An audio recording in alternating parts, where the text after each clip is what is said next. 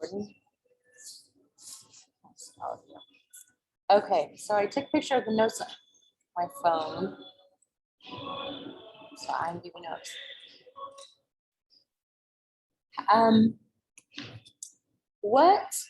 Everything you're involved in has its own world. I call it a world. Has its own vocabulary and culture and traditions and customs and like dress codes. So what are some worlds that you are involved in? That when you're with people who are in that world, you can speak the language of that world, you can do the traditions of that world, that people not in that world maybe would not understand. And we're going to talk about the ballroom world today, but what are other worlds that you're in? College student world. Oh, college student world. What are some, give me some examples of vocab that you would use in the college world that maybe boomers don't understand? I guess a lot of like themes and stuff like that, where like random things, and I guess people say that outside. Try talking to a grandma about TikTok.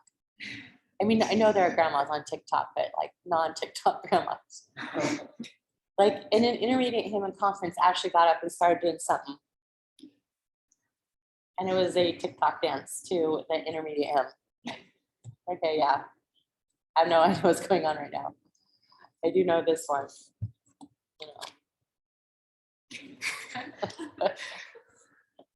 You know more than I do. Yeah, TikTok is a world, I would say. Like sometimes, yeah, okay. What are other worlds you're in? The church, yes. Does your vocabulary change if you are speaking to members of the church versus those who are not members of this church? I grew up small town Idaho, very similar to Rexburg. Not as highly concentrated, but a lot. And so when I moved to the Midwest, and we were, you know, definitely people who had never met members of the church, I soon learned that instead of calling it a ward, we called it a congregation. Yeah. We don't call it a stake. We call it a unit of, you know, congregations. I told people I taught seminary. I thought that was really odd. Like, well, I thought you were married. Oh, yes. No, it's not a nunnery preparation. And how many acronyms do we have in the church? NTC, LDS, CTR, CFM, EFY. Yeah. Yeah, the church is definitely a world with vocabulary and culture and traditions, and some customs that change right from region to region. Idaho church culture is not necessarily the same as New York City church culture. Those can change each of us too. Great example. What are others? Any others that you're in? Work. Yes. And every job, every work has its own world. Art world, for sure. A lot of things you would talk about differently with art majors versus intro to art. I'd say like, literally just like me and my sister will, there are certain things like, there are a few fandoms that we're really into and that are huge, and so you can't know everything. So it's just like the specific parts. It's just like, if hearing me and my sister talk, most people are just like, I have no idea what they're talking about.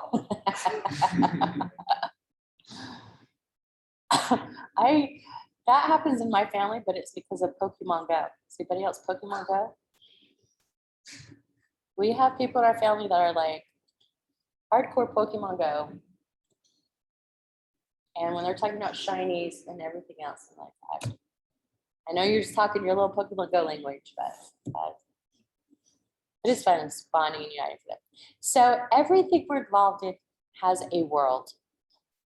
And in the ballroom world, I don't think you need to be an expert at everything in the ballroom world, but I think you need to know about the ballroom world.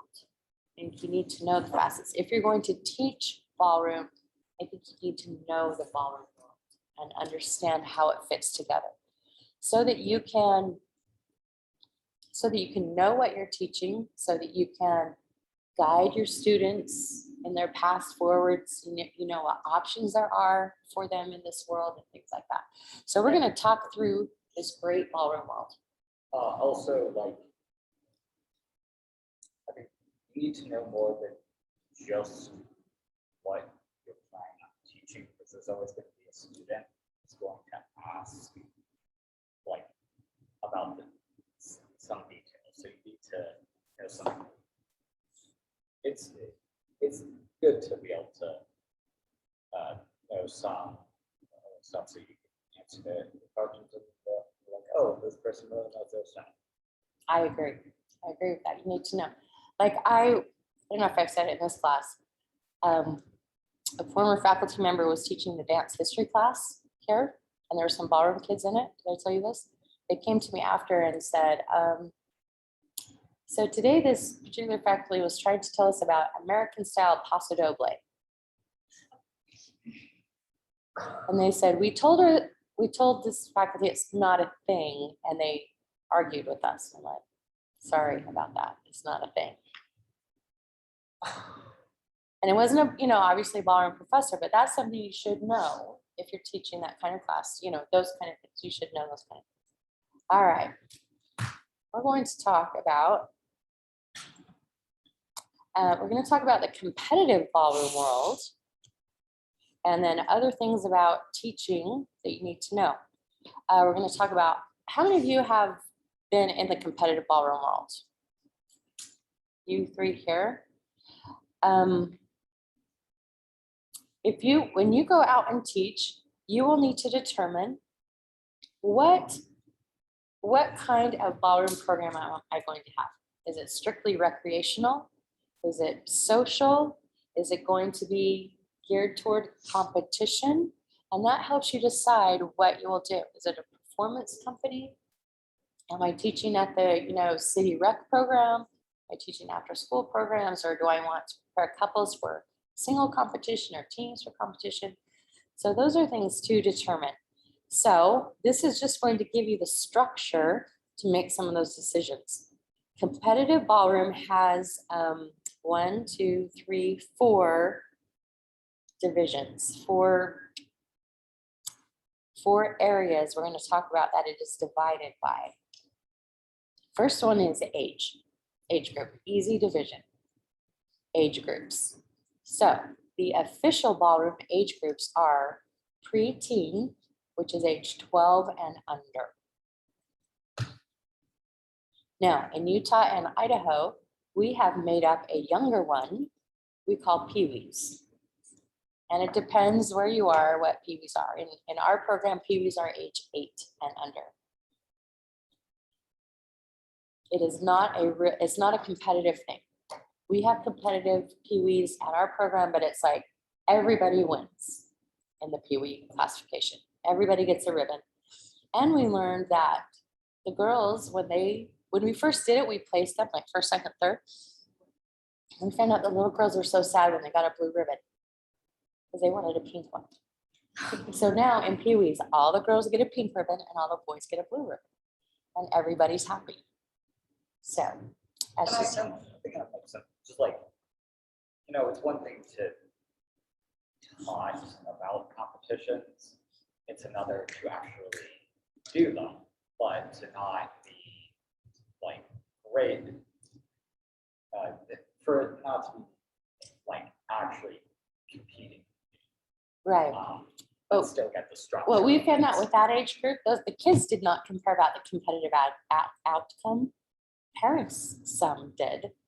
I'm like, parents, if you care about peewee competitive outcome, you're in the wrong program. You need to move to a different program, because for us, it's about giving those little ones a chance to get out on the floor and feel excited and dance and be part of the whole thing. And it doesn't matter who's first place or third place. It simply does not matter to me at that age group. But some parents are like, wow.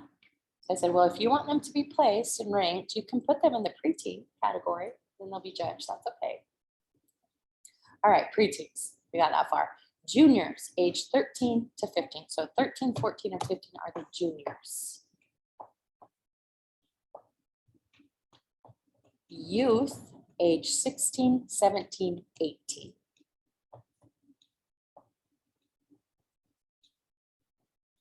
And then adult is 19 and up.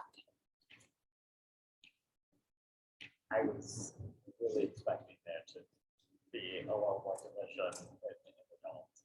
Because it's like. Adult is very subdivided.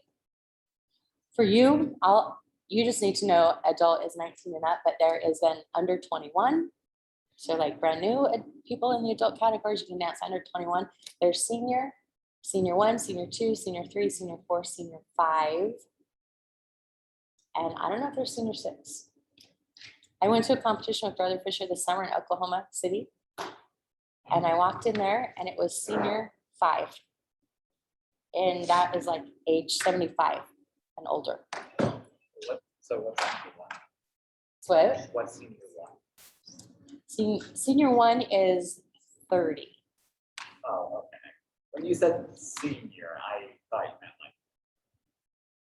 like at least 55. Yeah, they And then really you said there were really 5. subdivide it, and those that are dancing in these categories are really adults who are dancing at studios and want to go compete. So they're very, I think it's like every 15 years maybe, or 10, I don't know. There's a category so that the 80-year-olds are not competing against 30-year-olds. It becomes so subdivided. Because this one 80-year-old man, he was dancing tango. Anyway, I'm not gonna comment. So, all right. Now, age group, how age is determined is depending on the association that is sponsoring the competition. Some are called actual age. So your age on the day of the competition, I'm 16, and so I'm competing you. Some are called calendar age, which means the age you will be in that calendar year, which is what the church is now using, calendar age. So if someone is going to turn 16 in December, they have to dance as a youth the entire year. They're in that 16-year-old category the entire year. It's like, if someone turns 12 in December, a boy, he starts passing the sacrament in January as a barely 11-year-old. So that is the same idea with competitions, either calendar or actual age. And then So preteen, preteen is 12 and young, not young. right, 12 and under. Sorry, 12 and under. Yeah. And then many competitions subdivide. You don't need to know that. Like they'll do a preteen 1 and 2, junior 1, junior 2, and subdivide those age categories as well. So if you're going to teach or start a program, you need to decide how you would set up your age groups. Are they going to be along competitive age lines? Or are you going to do different? I think it's smart in a community like Rexburg to match the school divisions. So for us, and match your community vocabulary. What does youth mean in an LDS culture? 12. Anybody between 12 and 18 is the youth. And so in our program, in our youth program, we don't call our oldest ones youth, we call them seniors. We have preteens, juniors, and seniors. And it follows like junior high school, senior high school follows that. And that's why we named it that, because if I said the youth teams, in most families' minds, that would mean could be anybody from 12 to 18. Now that's unique to a culture with a lot of members of the church. It wouldn't necessarily need to be that way. It's somewhere outside a heavy church population. But then when we go to a competition, we need to define for our families, okay, our senior team dancers are in a category called youth. So we just educate them that you'll be dancing in the youth category. It means our senior team dancers will be doing that. Adult. 19 and up for adult. Yep. Also, so I'm just gonna say, worldwide, any non-adult categories are called the juvenile. It's called the juvenile division. That is not a popular term in the United States because the word juvenile, when you hear juvenile, what do you think of? Is it negative or positive? Mainly a negative connotation, like immature. Juvenile can be immature. It can also mean like a detention. I mean, here in Eastern Idaho, if you're sent to juvie, you're sent to baby jail. And so it's a negative connotation here. But worldwide, that's just the name. There's juvenile and there's adult. And it just doesn't have the connotation that we have here. That's just FYI. Okay, so all that is age. So the second part then is called proficiency. And proficiency means how good you are at something, the skill level. Proficiency is the skill level. So in proficiency, there are two subdivisions of that, and one is syllabus and the other one is open. Syllabus is when dancers are competing a set list of steps. That they cannot dance a step that is not on a syllabus list. Open is dancing any choreography that's correct according to style and timing. That's the definition for open choreography. Correct according to style and timing. I might have to plug this in. Syllabus levels, do you know what those are? How they're divided? What are they, Brianna? So it's bronze, silver. Right, bronze, silver, gold. Bronze meaning beginning, silver, intermediate, gold, advanced. So if you've done any of the technique work, you know that you're working on whatever syllabus level, like the 180, 184, 185, that's bronze. Then you move up into silver, and theoretically at the 485s, you're working on gold material. Speaking to the how this, the terminology of well, that people outside again, like I remember during this course, like people saying bronze, and I was like, okay. I mean, I was able to pick up the meaning pretty quick. But you don't know at first that that is meaning skill level. And that's something then also to educate your families and dancers about. Instead of just saying, we'll be working on bronze cha-cha, say bronze in ballroom means beginning. So when we talk about bronze dancing, we're going to talk about beginning dancing. It's just part of that education process that you're doing for that reason. I keep losing my notes. So bronze, silver, gold, steps on approved list. So if you go to a competition that's an Arthur Murray competition, when you enter bronze cha-cha, you can only dance Arthur Murray bronze steps. Very strict, very restricted to that. If you go to a competition sponsored not by a particular studio chain, but by an association, they may say, we accept Arthur Murray, Fred Astaire, and Terpsichore. We accept those 3 syllabi at this event. So you have to dance according to that. And you see, they'll say, we accept all member syllabi. So all 20 studio systems that are coming, anything on their step list is okay. It only gets tricky, like the competitions we run, they're just called independent. I make up the rules according to how I want to run the competition. But we'll have sometimes a coach come up and say, there is a couple in bronze waltz dancing out of syllabus. And so I'll say, well, what step are they doing out of syllabus? And they say they're doing open rolls. I'm like, oh yeah, actually, BYU-Idaho, Arthur Murray, open rolls are silver. So we'll call the coach over of that particular couple. And this is a real story. The coach will come over and say, oh, Bronze couple is doing open rolls. He's like, oh, he said, I'm Fred Astaire trained. Open rolls are bronze and Fred Astaire. And Sean said, you're right, they are. So allowed. So it only gets tricky sometimes like that when there's a little bit of overlap between syllabus. In general, like the first 5, 6, 7, 8 steps on every syllabus list are the same, right? Those first 8 chalk steps are the same. And then bronze, like Arthur Murray bronze is crazy extensive. There are like 30 bronze Arthur Murray steps instead of 10. We teach 10 here, but there can be 30. They do bronze 1, bronze 2, bronze 3, associate bronze, full bronze. It really gets crazy. So it can be a lot more than just those steps. All right. Open is choreography, correct according to the style and timing of the dance. So if you're doing open choreography to samba, it must look like samba and have samba timing. Those are the 2 things that is defined by. All right, so categories within open, there are 3 in open: novice, pre-champ, meaning pre-championship, and championship. And those are shortened to champ and pre-champ. Novice, pre-champ, and champ.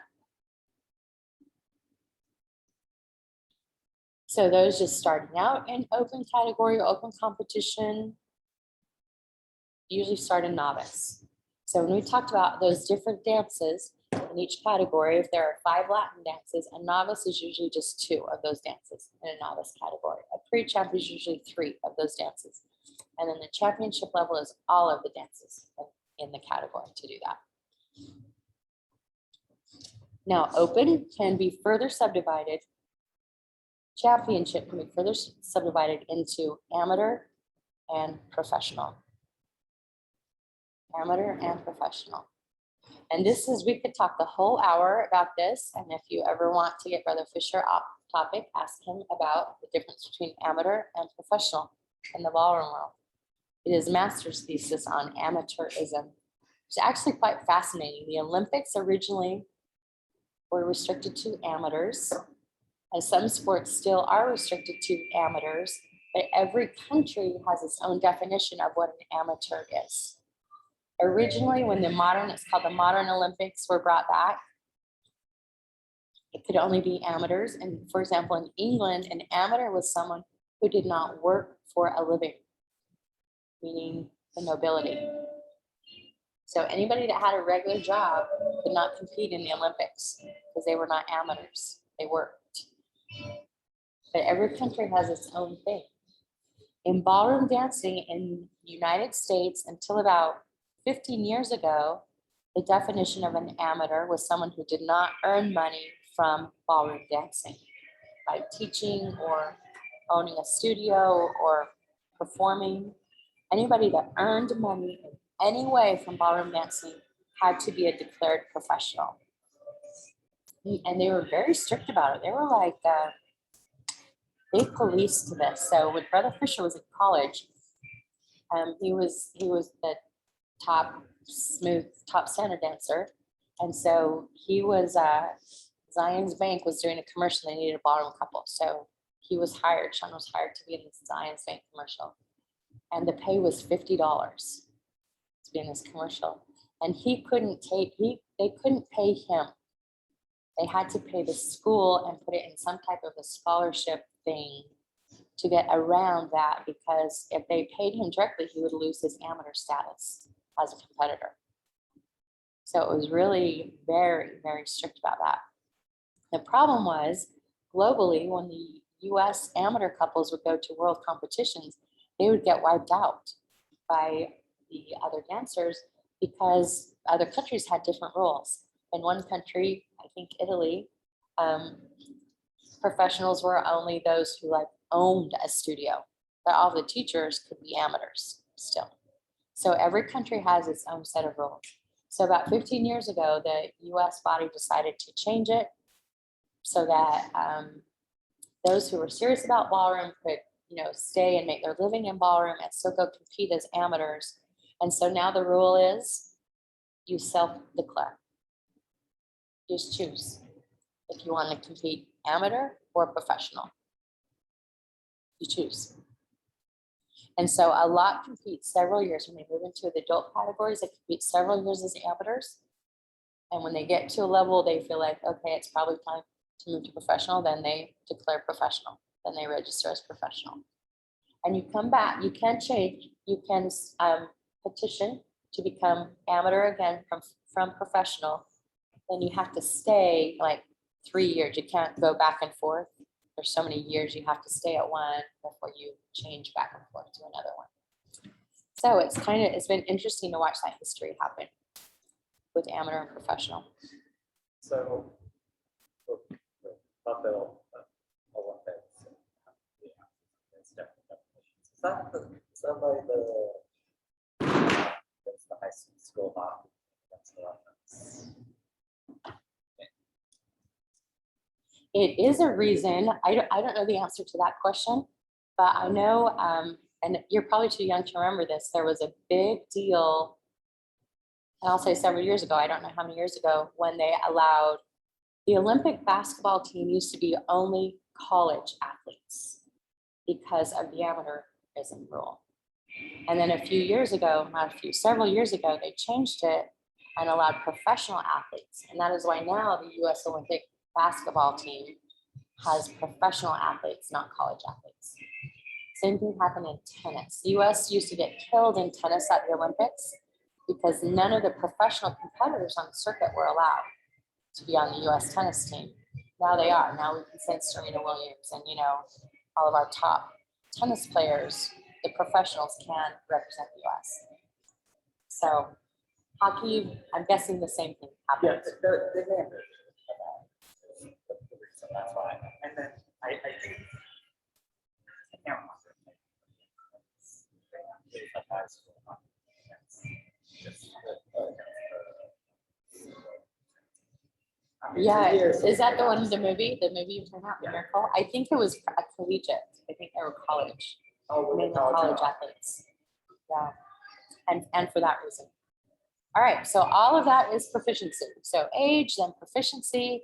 The next one is much more simple, classification, which means either doing American style or international style. Classification. Most competitions offer both. American style is just beginning to be a global competitive category. It's been only in the United States since its inception, but now there is like a world smooth and a world rhythm competition, as more and more dancers are internationally, globally starting to do those styles. And then after classification is category, which just means the subdivision of those two. So under American style, there is smooth and rhythm, and under international, there is Latin and standard, or in parentheses, put ballroom. The term ballroom is now being used for the word standard. So let's list. I want you to write. See how many you can write of each of these. How many of the American rhythm dances? Talk about, that's the hardest list. Cha-cha, bolero, swing, East Coast swing, mambo, and rumba, American rumba. Those are the 5 rhythms.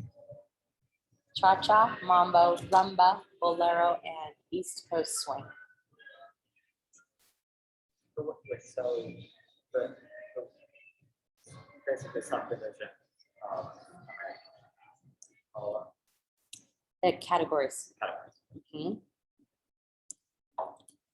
American Smooth has 5 dances: waltz, tango, foxtrot, and Viennese. American style, all 4. Waltz, tango, foxtrot, American Viennese. Oh, sorry, 4. 4 and smooth. Used to have 5. Peabody was the 5th one, and I don't know when it got kicked out. It's kind of a funky quick step. All right, Latin, can you name the 5 Latins? Cha-cha, samba, rumba, paso, jive. Cha-cha, samba, rumba, paso, jive. And the standard or ballroom dances.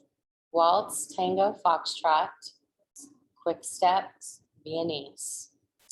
So smooth and standard are the same list except for quick step. So you only have to learn one list for those. The Latin and the rhythm are the harder ones to keep straight because they share some dances. They share 2 dances by name, 3 dances by style, and then 2 dances they don't share at all.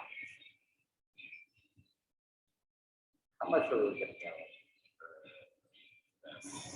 How many times are we gonna go? We're gonna say them at the beginning of the next 3 classes. You have to know them for the quiz, which will be before Wednesday. So just memorize it. We're gonna keep saying them.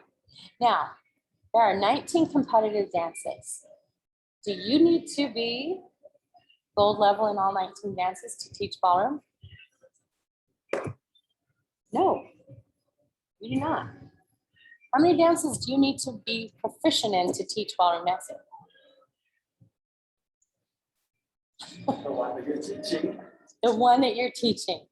That is right. The one that you're teaching. If you say, I'm going to just go teach swing to all the elementary kids, elementary schools in my district, that is great. I think that's awesome. You go teach swing. Do they need to know paso doble? No. But do you need to know where paso doble fits in the ballroom world? Yes, that is my thing. Yes, I think you need to know how the ballroom world is structured. I had a coach call me that was bringing her team to a competition, and she said, how do I know if the waltz my team is doing is American or international? And I had to bite my tongue not to say something really snarky at that time. I wanted to say, if you don't know the answer to that, maybe you shouldn't be teaching. It's okay. If you only know American waltz and teach that, that's great. You don't need to know international waltz. You need to know that what you're teaching is international waltz. I think, this is my opinion. I think you need to know what you're teaching. You need to know that there is an international waltz. You don't have to know it or teach it. You can have your specialty. You can specialize in one dance or in one style or all rhythm or all American or all international. Like 180 and 280, all American style. And that's what I teach. I know international style, but I would not teach it past a bronze level. I could teach all 19 at bronze. Past bronze, it like goes way down what I would feel comfortable teaching. I've taught in middle school for like 20 some years. I am like the most expert at teaching middle school swing and cha-cha in town. But past that, it's like, no, go to this class, go to that class. So I just think you need to know what you know what you don't know, but know the world about it.